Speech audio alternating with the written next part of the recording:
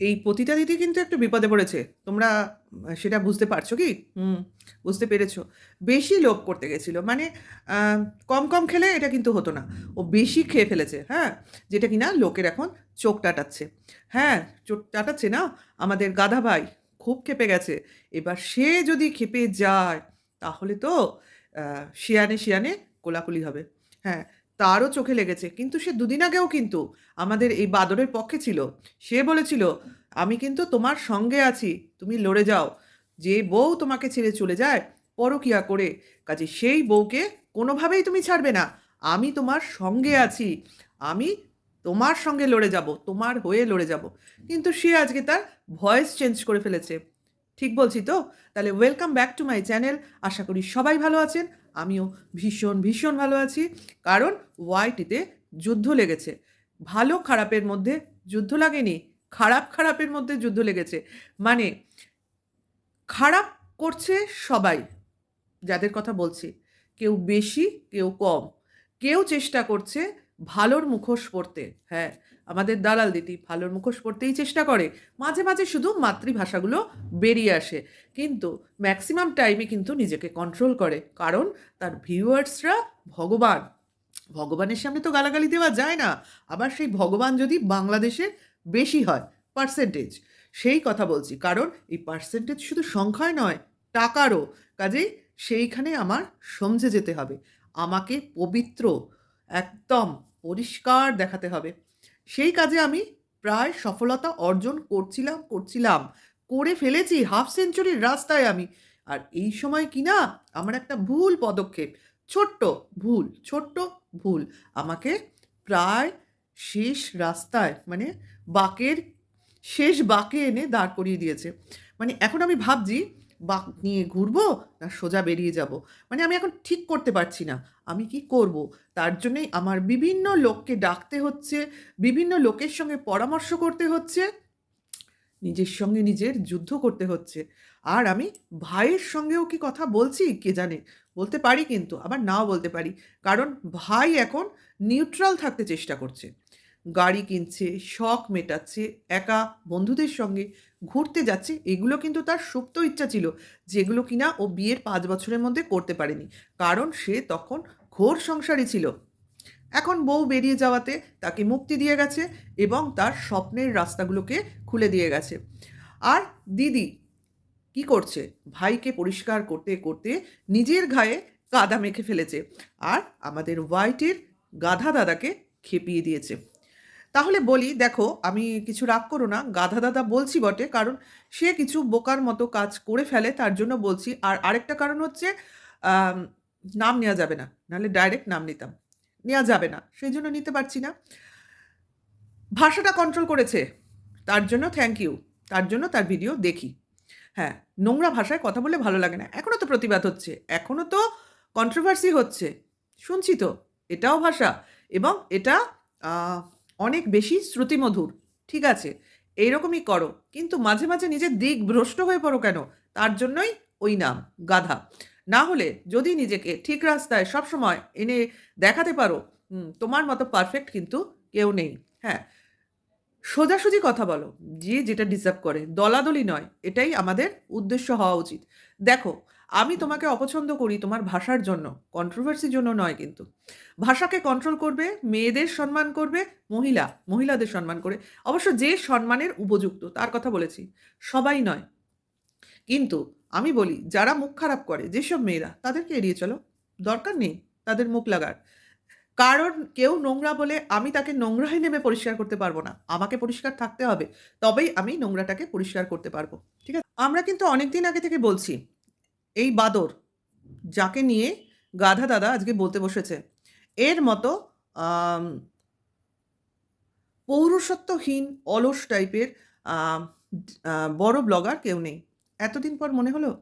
এতদিন পর মনে হলো যে এ আসলে কর্মক্ষমতাহীন একটা অপদার্থ ছেলে। যে কিনা আ নিজে না খেটে অন্যকে খাটিয়ে বা অন্যের কাজ দেখিয়ে বা অন্যকে ভাঙিয়ে রোজগার করে খাওয়ার টেনডেন্সি নিয়ে এতদিন চলছিল। এখন যখন নিজের খাটনির সময় এসছে, সবসময় সে ক্যামেরা ধরে দাঁড়িয়ে পড়ছে। অ্যাকচুয়ালি এর নিজের কোনো পরিশ্রমের খাটাখাটনি করে রোজগারের কোনো ইচ্ছাই এর মধ্যে নেই। এর হচ্ছে কিভাবে ফ্লুকে টাকা আসবে, কিভাবে আম বেশি না খেটে পয়সা চলে আসবে। হ্যাঁ, লোকে বলবে, "ব্লগিং কি কম খাটনির ব্যাপার?" একদমই না। কিন্তু ওর ভিডিওতে কি থাকে বলো তো ভিউয়ার্সরা? একবার ভালো করে দেখে বলো তো কি থাকে? ডেইলি লাইফ, ভিলেজ লাইফ যেটা, সেটার কি থাকে? সবকিছুই কিন্তু শহুরে কায়দায় শুরু হয়ে গেছে। একটার জায়গায় দুটো গাড়ি, খাওয়া-দাওয়ার মধ্যে আ অন্যরকম একটা ব্যাপার। গ্রামের লোক হিসেবে যে কাজগুলো করে মাঝে, মাঝে ওঠে গাছের চালে ঝুল ঝাড়তে। মাঝে, মাঝে মনে হয়। এদিকে কিন্তু বাড়িতে হাজারটা মিস্ত্রি কাজ করছে। আমরা যেমন কোনো একটা মিস্ত্রিকে যদি ২ টো পয়সা দিই সেই ওই কাজগুলো করে দেবে। কিন্তু তাহলে তো আমার ব্লগিং হবে না, না? আবার আমার যে অক্ষমতার একটা ট্যাগ আছে সেটার জন্য আমার মাঝে, মাঝে চালের উপর উঠে ঝুলতে হয়, ঝাঁটা দিয়ে ঝাড় দিতে হয়, মাটি কোপাতে হয়। কিন্তু মাঝে মধ্যে, হয়তো মাসের মধ্যে কোনো একদিনের ব্লগে। আর মেক্সিমাম টাইমেই আমি ছেলের মুখের উপর ফোকাস মারি। কিন্তু ছেলেও আজকাল ক্যামেরার সামনে খুব একটা আসতে চায় না, অথবা ক্যামেরার সামনে দাঁড়িয়ে পড়ে। তারপর আমরা নানানভাবে বলতে থাকি ছেলেটার ওই, ছেলেটার তৈ। তার জন্য বেশি দেখাতে পারে না। কারণ হয়তো অতিরিক্ত হয়ে যাচ্ছে সেটা নিজেও বুঝতে পারছে। তারপরে তো আছে মাঝে, মাঝেই বেরিয়ে পড়া, কেনাকাটি। এখন তো হয়েছে বাইরে ঘোরা। যাই হোক, যেটাই করুক কিন্তু সেটার মধ্যে অনেকটাই ফিকির রয়েছে।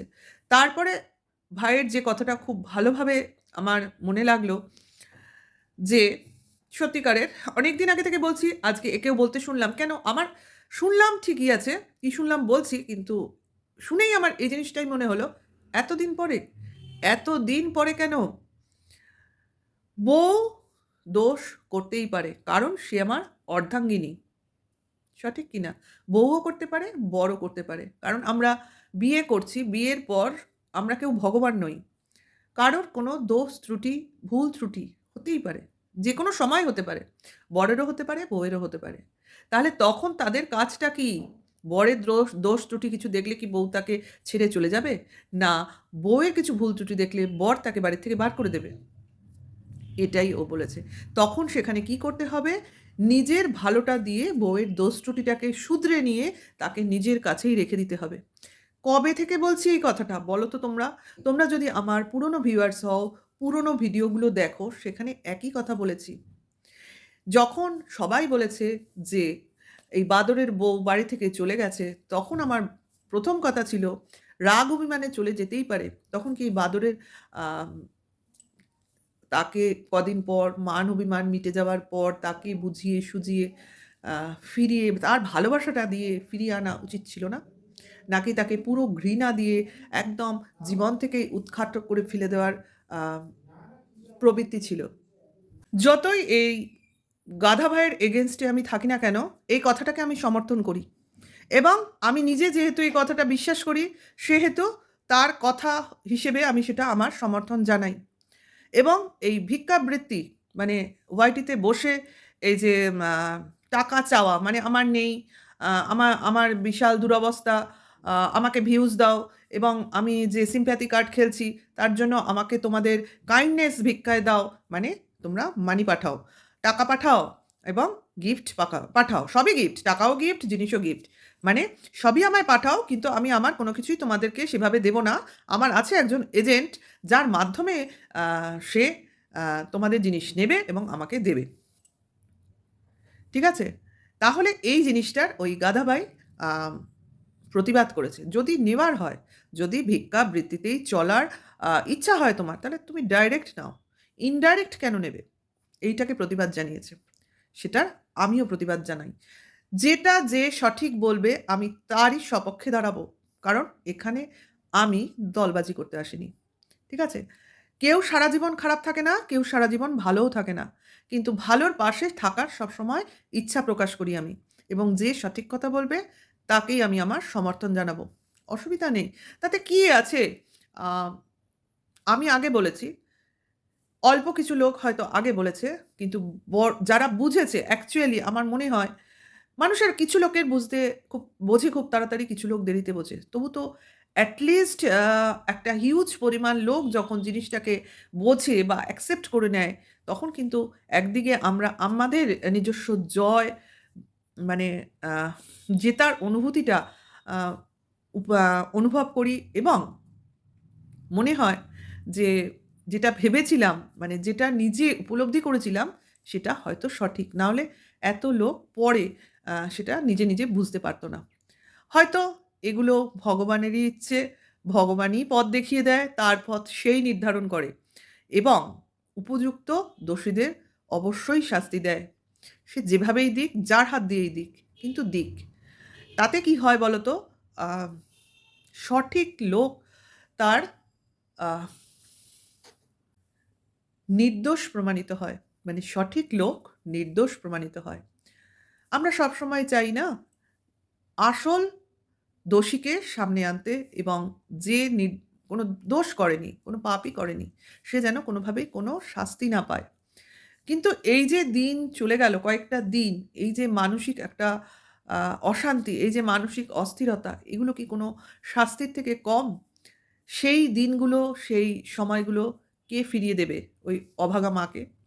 যে কিনা পরকীয়ার দোষে দুষ্ট হয়ে আদৌ সেভাবে পরকীয়া করেছে কিনা প্রমাণিত নয়।